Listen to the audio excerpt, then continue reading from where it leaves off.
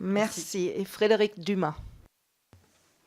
Merci Madame la Présidente et merci à chacun d'entre vous puisque c'était non seulement intéressant sur le fond, mais on voit qu'il y a une convergence quand même à la fois de ceux qui parlent à la tribune et de ceux qui s'expriment en tant que députés.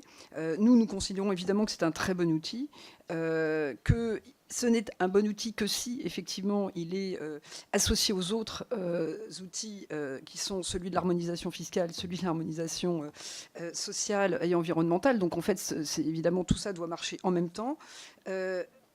Moi, ma question, c'est un peu celle de la présidente. Je suis un petit peu moins optimiste que ma collègue, c'est-à-dire que vous êtes tous épuisés, effectivement, à faire avancer les choses. Donc aujourd'hui, la vraie question qui se pose, c'est une question de stratégie et une question de comment on fait aujourd'hui pour avancer, puisqu'on est quand même confronté à des, je veux dire, dans tous les pays, donc en Italie, en France, en Angleterre, à des montées anti-européennes, parce que la plupart du temps, les citoyens ne comprennent pas, parce que effectivement, c'est pas parce qu'ils sont plus bêtes que les autres, c'est qu'on leur a pas expliqué que c'est parce qu'il n'y a pas assez d'Europe que ça ne marche pas l'Europe. C'est pas parce qu'il y a trop d'Europe, c'est parce qu'on n'a pas mis l'Europe au bon endroit. Si on est aujourd'hui en train de constater qu'on n'a ni une Europe, ni de code de droit des affaires, donc commercial, ni de règles de la concurrence, ni de règles d'harmonisation fiscale et sociale, c'est sûr que c'est pas une Europe qui peut permettre effectivement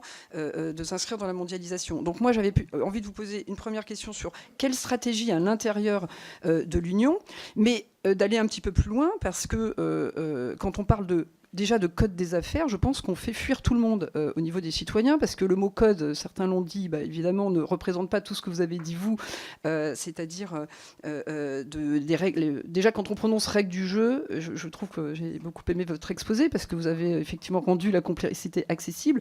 De parler de règles du jeu, c'est mieux de parler de code, parce que le code, ça angoisse tout le monde.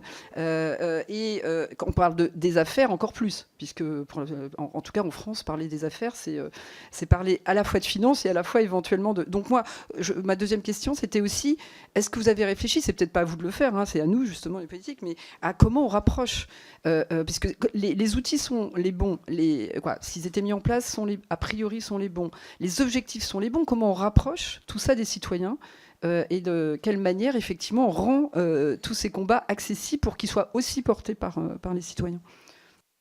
Merci.